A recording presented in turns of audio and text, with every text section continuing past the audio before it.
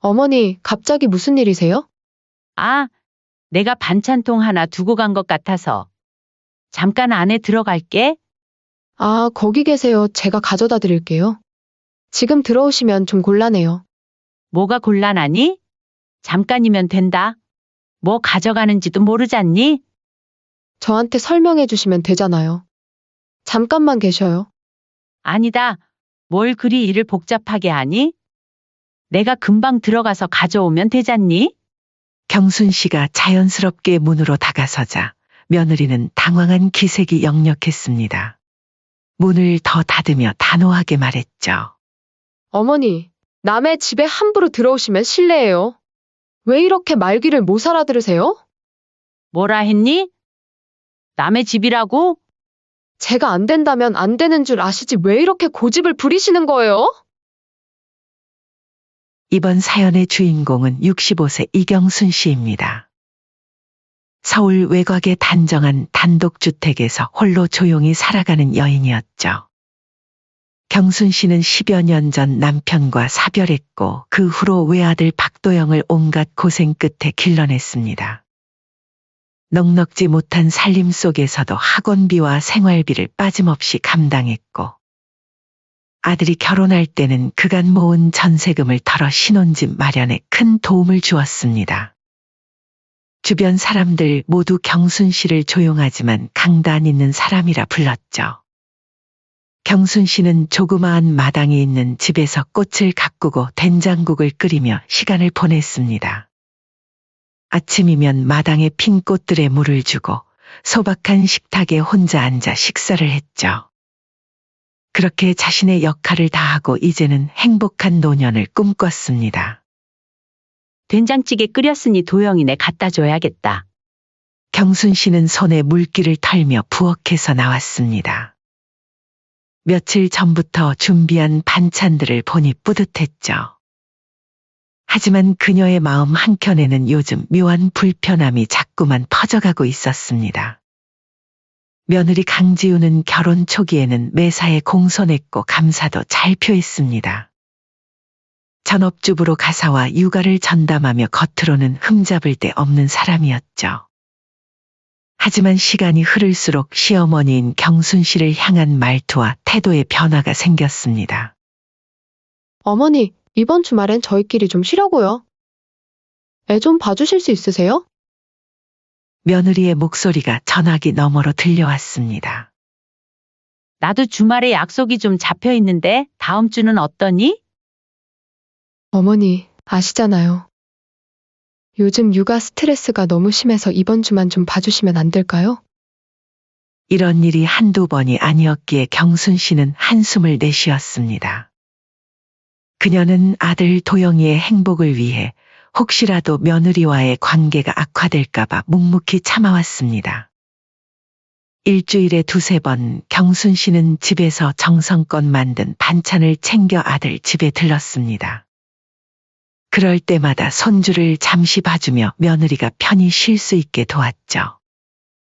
며느리는 겉으로는 고마워했지만 경순 씨는 점점 더 그 미소가 진심이 아니라는 것을 느꼈습니다. 어머니, 오늘은 제가 친구를 만나기로 해서요. 오늘도 잠깐 봐주시면 안 될까요? 그래, 내가 봐줄게. 몇 시에 돌아와? 조금 늦을 수도 있어요. 오랜만에 만나는 친구라서. 어머님이 최고예요. 다음에 제가 맛있는 거 사드릴게요. 으이구, 말은 잘한다. 일단 잘 다녀오거라. 며느리는 예쁘게 화장을 하고 외출복으로 갈아입었습니다. 경순 씨는 평소보다 화려한 옷차림이 눈에 띄었지만 젊은 사람이니 당연하다 생각했죠. 그러던 어느 날 이상한 점이 눈에 들어왔습니다. 아들 부부의 아파트 전용 주차구역에 주차되어 있는 낯선 고급 외제 차량이었죠. 검정 벤츠 한 대가 매번 경순 씨가 도착할 때마다 같은 자리에 세워져 있었습니다. 어라, 또 이 차네. 경순 씨는 처음엔 대수롭지 않게 넘겼습니다. 전용 주차구역이지만 어차피 아들이 출근하는 시간에는 자리가 비어있기에 어쩌다 한 번은 그럴 수도 있다 생각했습니다. 하지만 그 차는 일주일 간격으로 꾸준히 그 자리를 지키고 있었습니다. 내가 갈 때마다 이 차가 있네. 뻔뻔하기도 하지. 뭐라 애기를 안 하니까 당연히 여기다 주차하는 걸로 생각하는 거 아니야? 가만히 있어봐. 경비실에 말해놔야겠어? 어느 날 경순 씨는 경비실로 향했습니다. 혹시 백이동 502호 전용 주차구역에 주차된 벤츠 차량 누가 된 건지 아세요? 매번 우리 주차구역에 대고 있더라고요. 경비원은 잠시 컴퓨터를 확인한 후 대답했습니다. 아, 그거요? 확인해보니까 세대주 측에서 등록한 차량인데요. 그 말을 듣는 순간 경순 씨의 가슴이 철렁 내려앉았습니다. 그녀가 알기로 아들 도영이는 차량을 바꾼 적이 없었고 그런 고급 차량을 새로 들일 상황도 아니었습니다. 이상하다. 도영이는 분명 차를 바꿨다는 말이 없었는데. 일단 알겠습니다. 감사합니다. 경순 씨는 고개를 끄덕이며 경비실을 나왔습니다. 그날 이후 경순 씨는 아들 집 근처에 갈 때마다 주변을 더욱 유심히 살피기 시작했습니다. 손주를 돌볼 때도 며느리와 대화할 때도 그녀의 눈은 더 날카로워졌죠. 경순 씨의 눈에는 이제까지 보이지 않던 것들이 하나둘 들어오기 시작했습니다. 며느리의 핸드폰이 이전보다 자주 울렸고 그때마다 그녀는 서둘러 다른 방으로 가서 통화했습니다.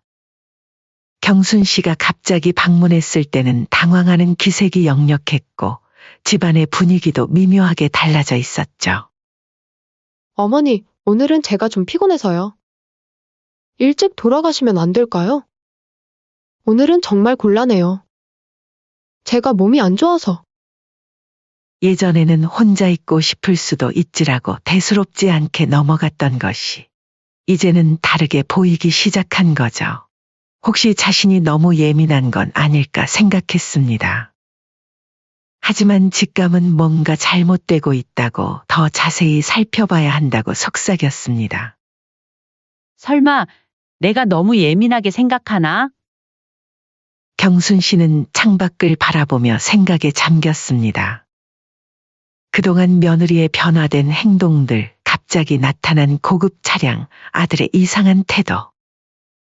모든 것이 불길한 그림으로 그려지고 있었죠.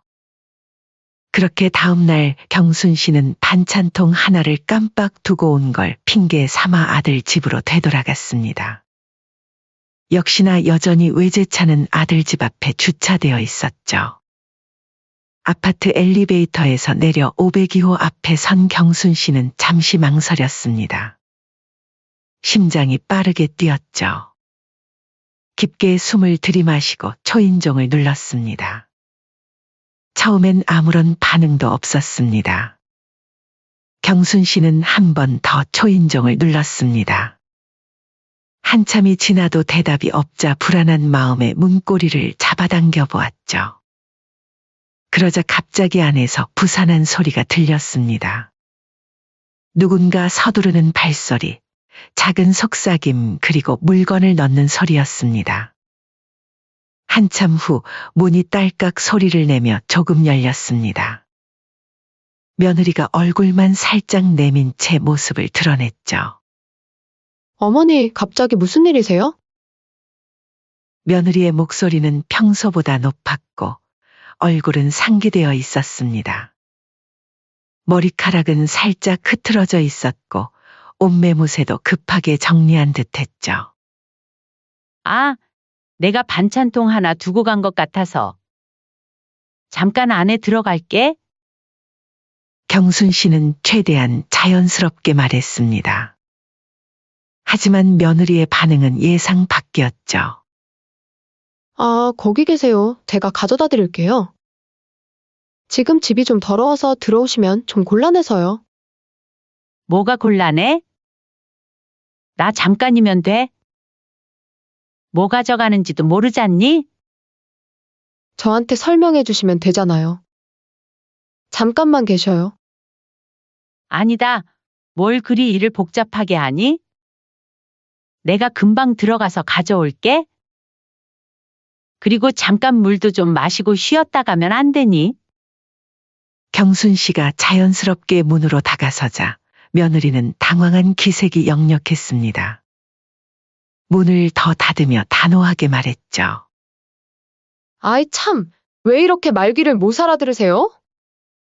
어머니, 남의 집에 함부로 들어오시면 곤란해요. 제가 싫다고 몇 번을 말씀드렸잖아요. 뭐라 했니? 남의 집이라고? 1시간도 아니고 잠깐만 들렸다 가겠다는데 그것도 안 된다는 거니? 제가 안 된다면 안 되는 줄 아시지 왜 이렇게 고집을 부리시는 거예요? 그냥 돌아가시라고요. 그렇게 경순 씨는 어쩔 수 없이 무거운 발걸음으로 돌아섰습니다. 엘리베이터를 기다리며 그녀는 벽에 기대어 섰습니다. 다리가 후들거렸고 손이 떨렸죠. 엘리베이터 문이 열리자 겨우 안으로 들어가 1층 버튼을 눌렀습니다. 그렇게 경순 씨는 집에서 나오자마자 다시 경비실로 향했습니다. 아파트 입구에서 만난 경비원은 경순 씨를 알아보고 반갑게 인사했죠. 또 오셨네요. 그 차량 아드님 차량 맞는지 확인해 보셨어요? 그게 좀 여쭤볼 게 있어서요. 경순 씨는 망설이다 용기를 내어 말했습니다. 아니요. 확인해보니 아들 차도 아니고 며느리 차도 아닌 것 같더라고요. 그래서 말인데 혹시 카메라 좀 확인할 수 있을까요? 경비원은 잠시 망설이다가 고개를 끄덕였습니다. 그리고 경비실 안으로 경순 씨를 안내했죠. 모니터 앞에 앉은 경비원은 어제 날짜의 영상을 찾아 재생했습니다. 몇 시쯤인가요? 제가 나온 건 오후 3시쯤이었어요. 화면을 빠르게 넘기던 경비원이 정확한 시간대를 찾았습니다. 영상 속에는 경순 씨가 502호에서 나와 엘리베이터를 타는 모습이 보였죠. 그리고 경순 씨의 예상대로 그녀가 아파트를 나서고 약 30분 후 검정 벤츠에서 내린 한 남성이 자연스럽게 502호로 향하는 모습이 고스란히 찍혀 있었습니다. 잠시만요. 이전 날짜도 확인해 볼게요. 경비원이 다른 날짜의 영상도 찾아주었습니다. 경순 씨가 방문했던 날들에는 그녀가 떠난 후에 항상 같은 남자가 나타났죠. 마치 신호를 받은 것처럼 정확했습니다. 경순 씨는 말없이 화면을 응시한 채 손가락이 저릿해지는 것을 느꼈습니다. 눈앞의 영상은 거부할 수 없는 현실이었고 부정할 수 없는 진실이었죠. 그리고 그 남성은 헬스장 로고가 써져 있는 한 가방을 들고 다녔습니다. 그 순간 경순 씨의 가슴이 무너져 내렸습니다. 다 맞아떨어지는 퍼즐 조각들이었죠. 며느리의 갑작스러운 헬스 취미, 자주 외출하는 시간, 그리고 친구 만난다며 늦게 귀가하는 날들. 혹시 영상을 저장해 주실 수 있을까요? 경비원은 경순 씨의 간절한 눈빛에 마음이 움직였는지 결국 영상 일부를 휴대폰에 저장해 주었습니다. 집으로 돌아온 경순 씨는 이제 이 일을 어떻게 해야 할지, 이 진실을 아들에게 어떻게 전해야 할지 고민이 밀려왔죠. 도영아, 어쩌면 좋니? 창밖으로 보이는 하늘은 흐렸고 곧 비가 내릴 것 같았습니다. 경순 씨는 차를 한 잔 따라 마시며 생각에 잠겼죠. 다음 날 경순 씨는 결심했습니다. 더 많은 정보를 모으기로 말이죠. 그녀는 조카에게 연락했습니다. 민수야, 도움이 필요해. 왜 그러세요, 이모? 경순 씨는 벤츠 차량에 써져 있는 전화번호를 조카에게 주었고 며칠 후 조카에게서 전화가 왔습니다. 이모, 알려주신 번호로 SNS를 찾아봤는데 서재민이라는 남자예요. 34세, 헬스 트레이너로 일하고 있고. 주소는 강남구 쪽이네요. 고마워, 민수야. 경순 씨는 모든 퍼즐이 맞춰지는 느낌이었습니다. 이제 확실했죠. 며느리 강지우는 헬스 트레이너 서재민과 불륜 관계에 있었습니다. 경순 씨는 사진기를 준비했습니다. 이틀 동안 아들 집 주변에서 지켜보면서 서재민이 출입하는 모습을 몰래 촬영했죠. 자동차 번호판, 그가 아파트에 들어가는 모습, 그리고 한 번은 며느리와 함께 나오는 장면까지. 모든 증거를 모은 경순 씨는 작은 파일 하나를 만들었습니다. CCTV 영상, 사진들, 차량 정보, 그리고 며느리의 이상한 행동을 기록한 메모까지. 손이 떨렸지만 그녀는 진실을 위해 이 일을 해야만 했습니다. 도영아, 어쩌면 좋니? 그날 밤 경순 씨는 작은 액자를 손에 들었습니다. 도영이가 결혼식 날 찍은 사진이었죠. 활짝 웃고 있는 아들의 모습이 가슴을 아프게 했습니다. 내가 상처받게 하고 싶지 않았는데. 경순 씨는 파일을 가방에 넣고 잠자리에 들었습니다. 내일 아들 도영에게 진실을 말해야 했습니다. 쉽지 않은 결정이었지만 더 이상 눈 감고 있을 수는 없었죠. 아들의 인생과 행복을 위해 그녀는 이 어려운 길을 선택했습니다. 그리고 다음 날 저녁 드디어 아들 도영이를 불렀습니다. 도영아, 오늘 저녁 시간 있니? 우리 집에 좀 들러줄 수 있을까? 네, 엄마. 무슨 일이세요? 할 얘기가 있어. 그럼 지훈이랑 같이 갈게요. 아니다. 지훈이한테는 절대로 말하지 말고 혼자 와라. 도영은 어머니의 진지한 목소리에 의아했지만 곧바로 알겠다고 대답했습니다. 경순 씨는 아들이 오기 전에 집을 깔끔하게 정리했고 도영이 좋아하는 음식도 몇 가지 준비했죠. 힘든 얘기가 될 것이기에 적어도 배는 든든하게 해주고 싶었습니다. 저녁 7시 현관 벨이 울렸습니다.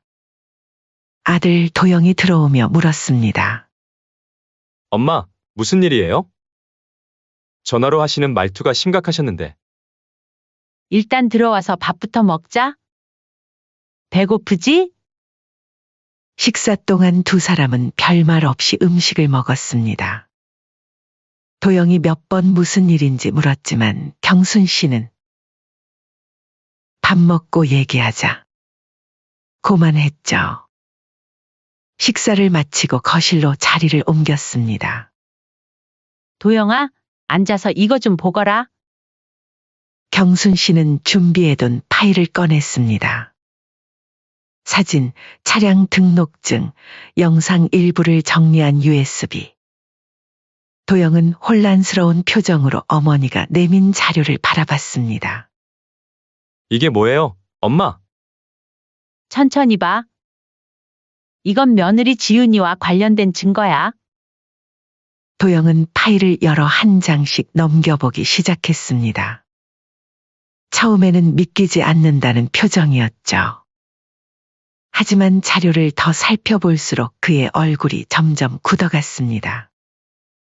마지막으로 USB를 노트북에 연결해 영상을 확인했죠. 아내가 낯선 남자와 함께 있는 모습, 그리고 자신의 집에 들어가는 장면이 담겨 있었습니다. 도영의 얼굴이 창백해졌습니다. 두 손으로 얼굴을 감싸고 한동안 말이 없었죠. 경순 씨는 아들의 어깨에 조심스럽게 손을 얹었습니다. 엄마, 어떻게 이럴 수가 있죠? 도저히 믿기지가 않아요. 도영이 고개를 들었을 때 그의 눈에는 분노와 슬픔이 교차하고 있었습니다. 손에 쥔 자료들이 구겨질 정도로 세게 쥐었죠. 이 사람 누구예요? 서재민이라는 사람이야. 지훈이가 다니는 헬스클럽 트레이너라고 해. 도영은 쓴웃음을 지었습니다. 그래서 요즘 헬스를 그렇게 열심히 다녔군요. 저는 건강을 위해서라고 생각했는데, 경순 씨는 아들의 상처 입은 표정을 보는 것이 너무 아팠습니다. 이제 어떻게 해야 할지 모르겠어요. 엄마, 너무 배신감이 들어요. 우리 가족 먹여 살린다고 야근까지 해가면서 열심히 돈 벌어서 가져다 준 게 바보같이 느껴져요. 도영의 목소리가 갈라졌습니다. 경순 씨는 아들을 가만히 안아주었습니다. 어린 시절처럼 등을 토닥이며 위로했죠. 우리 아들 다 괜찮아질 거다. 하나하나 해결해 나가보자. 엄마가 옆에 있잖니? 도영은 한동안 말없이 어머니의 품에 안겨 있었습니다. 그리고 천천히 일어나 결심한 듯 말했습니다. 오늘은 여기서 자고 가도 될까요? 생각할 시간이 필요해요. 당연하지. 내 방은 항상 그대로 있잖니. 그날 밤 아들 도영이는 며느리에게 자고 간다고 말한 뒤 어린 시절 자신의 방에서 잠을 청했습니다. 경순 씨는 뜬 눈으로 밤을 보냈죠. 아들에게 큰 상처를 줬다는 미안함과 진실을 알린 것에 대한 안도감이 교차했습니다. 다음 날 아침 도영은 평소보다 일찍 일어났습니다. 창백한 얼굴이었지만 눈빛은 단단했죠. 엄마 고마워요. 제가 애기하고 올게요. 도영아, 걱정 마세요. 제 마음은 이미 정했어요. 도영은 결연한 표정으로 집을 나섰습니다. 경순 씨는 창가에서 아들의 뒷모습을 바라보며 한숨을 내쉬었습니다. 이제 모든 것은 도영의 선택에 달려 있었죠. 그날 밤늦게 도영이 다시 경순 씨의 집을 찾아왔습니다. 그의 눈은 붉어 있었지만 표정은 담담했습니다. 어떻게 됐니? 지훈이랑 얘기했어요. 도영은 침착하게 말을 이어갔습니다. 처음엔 부정했어요. 모든 게 오해라고, 그 사람은 그저 트레이닝만 받는 사이라고. 경순 씨는 조용히 듣고 있었습니다. 하지만 엄마가 모아준 증거들을 보여주니 더 이상 거짓말을 하지 못하더군요. 결국 모든 걸 인정했어요. 도영의 목소리가 떨렸지만 그는 계속 말을 이었습니다. 이제 끝이에요, 엄마. 경순 씨는 아들의 손을 꼭 잡았습니다. 아무 말도 하지 않았지만 그 손길이 큰 위로가 되었습니다. 지훈이는 짐을 챙겨 친정으로 돌아갔어요. 이혼 절차는 변호사와 상담 후 진행하려고 해요.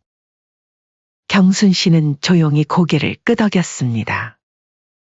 도영이 맞는 선택을 했다고 생각했지만 그의 고통을 생각하면 가슴이 아팠습니다. 힘들겠지만 엄마가 곁에 있을게. 고마워요, 엄마. 이렇게라도 알게 해주셔서. 지훈이는 끝까지 내 탓이라 하더라고요. 내가 야근하고 일에만 집중해서 외롭게 둔 제 탓이래요. 경순 씨는 깊은 한숨을 내쉬었습니다. 그게 어떻게 너 탓이니? 말도 안 되는 소리를 하는구나. 어떻게 사람이 이렇게 뻔뻔할 수가 있니? 너가 가족을 위해 얼마나 열심히 일해왔는지 엄마는 다 아니까 자책하지 말거라. 경순 씨는 창밖을 바라보았습니다. 가을 하늘이 맑았고 단풍이 물들기 시작했죠. 도영아, 우리 함께 이겨내자. 경순 씨는 아들의 어깨를 토닥이며 속삭였습니다. 이제 그들에게는 새로운 시작이 기다리고 있었습니다. 이혼 소송이 시작된 지 일주일이 지났습니다. 도영은 그녀가 모아준 증거들을 바탕으로 변호사와 상담을 마쳤고 법적 절차는 순조롭게 진행되고 있었습니다. 모든 증거가 명백했기에 위자료와 재산 분할에서 도영에게 유리한 방향으로 흘러가고 있었죠. 경순 씨는 그날도 평소처럼 마당에 핀 국화꽃에 물을 주고 있었습니다. 가을 햇살이 따스했고 바람도 선선했죠. 문득 현관 벨 소리가 들렸습니다. 누구지? 문을 열자 뜻밖의 손님이 서 있었습니다. 며느리였죠. 화장기 없는 얼굴에 부스스한 머리, 평소에 세련된 모습은 온데간데 없었습니다. 어머니, 저예요. 제발, 도영 오빠 마음 좀 돌려주세요. 어머니 말씀이라면 들을 거예요. 경순 씨는 천천히 한 발짝 물러서며 문을 더 넓게 열었습니다. 안 그래도 나도 할 말이 많다. 일단 들어와서 얘기하자. 며느리는 고개를 들어 경순 씨를 바라보았습니다. 희망의 빛이 스쳤다 사라지는 듯한 표정이었죠. 경순 씨는 그런 며느리의 모습에서 어떤 감정도 느끼지 못했습니다. 더 이상 분노도 서운함도 없었죠. 그저 담담했습니다. 두 사람은 거실에 마주 앉았습니다.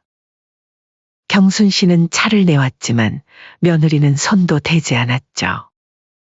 어머니, 정말 죄송해요. 제가 큰 실수를 했어요. 경순 씨는 차를 한 모금 마시며 며느리를 바라보았습니다. 실수? 실수라고 했니?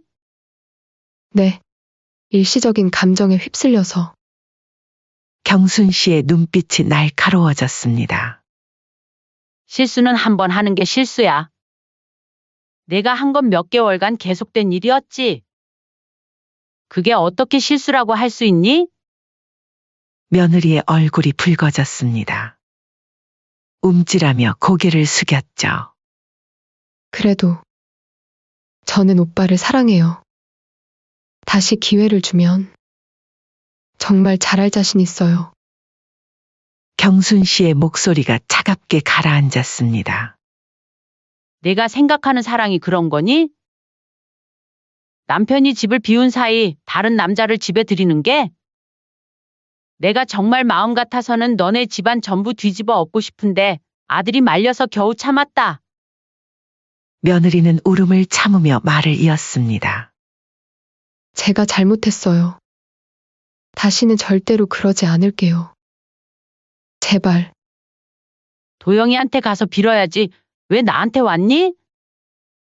며느리는 손수건으로 눈물을 닦으며 대답했습니다. 오빠가 제 전화도 안 받고 문자도 무시해요. 변호사를 통해서만 연락하겠다고. 그게 당연하지 않니? 너 같으면 어떻게 했을 것 같은데? 하지만 어머니라면 어머니가 말씀해 주시면 오빠가 마음을 돌릴 거라고 생각했어요. 경순 씨는 쓴웃음을 지었습니다. 너도 정말 뻔뻔하구나. 내가 왜 그래야 하지? 내 아들이 또 내게 상처받길 바라는 것도 아니고.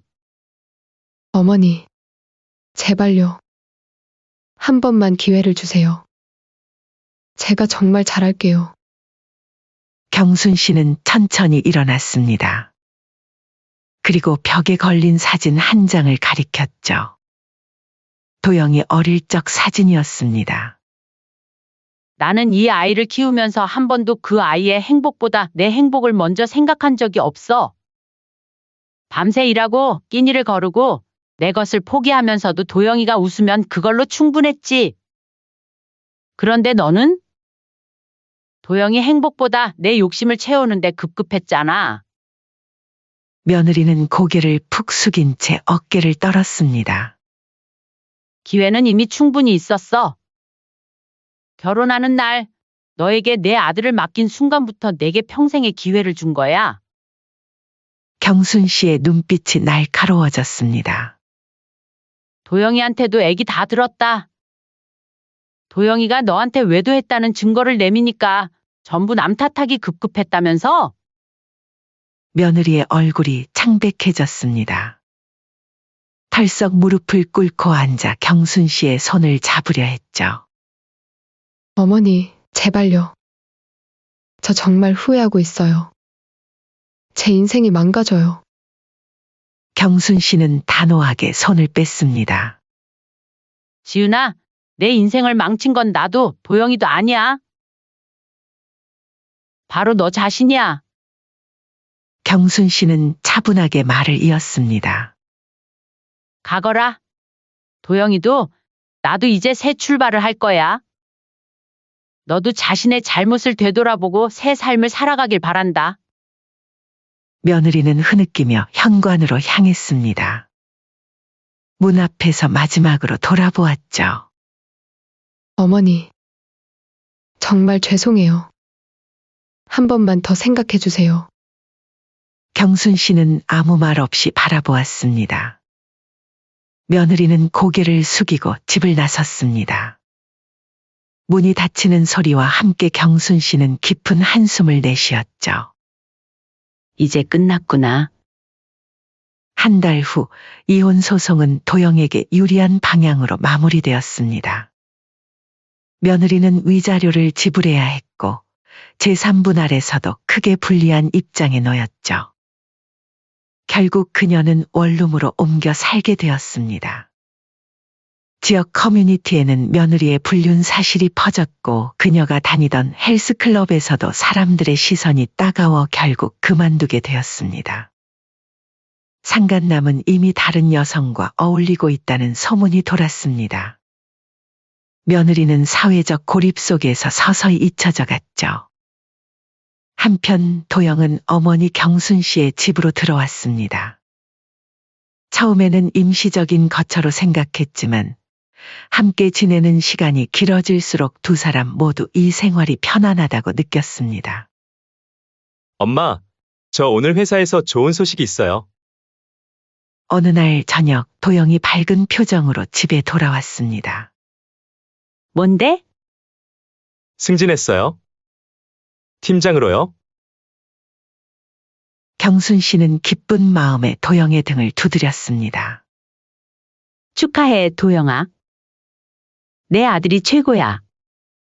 엄마 덕분이에요. 엄마가 아니었으면 저 아직도 눈 가리고 아웅하고 있었을 거예요. 경순 씨는 따뜻한 미소를 지었습니다. 몇 개월 전만 해도 도영의 눈빛은 슬픔과 상처로 가득했는데 이제는 다시 생기가 돌아왔습니다. 이제 슬슬 새 집을 알아봐야 하지 않을까? 경순 씨가 물었습니다. 도영은 고개를 저었죠. 왜요? 저 엄마랑 같이 있는 게 좋은데. 그래도 나랑 살면 답답하지 않아? 도영은 웃으며 경순 씨의 손을 잡았습니다. 엄마, 그럴 리가요? 저는 오히려 옛날 생각도 나고 얼마나 좋은데요? 경순 씨의 눈시울이 붉어졌습니다. 도영은 계속 말을 이었죠. 그리고 솔직히 엄마가 끓여주시는 된장찌개가 세상에서 제일 맛있어요. 이거 포기하면 제가 바보죠. 두 사람은 함께 웃었습니다. 그리고 얼마 후 도영은 조심스럽게 말을 꺼냈습니다. 엄마, 그리고 사실 제가 요즘 만나는 사람이 있어요. 경순 씨는 놀란 표정으로 아들을 바라보았습니다. 정말? 누군데? 회사 같은 부서의 동료예요. 오래 전부터 알고 지냈던 친구인데 이혼 후에 많이 의지가 됐어요. 경순 씨는 미소 지었습니다. 그렇구나. 좋은 사람이니? 네, 정말 착해요. 다음에 소개시켜 드릴게요.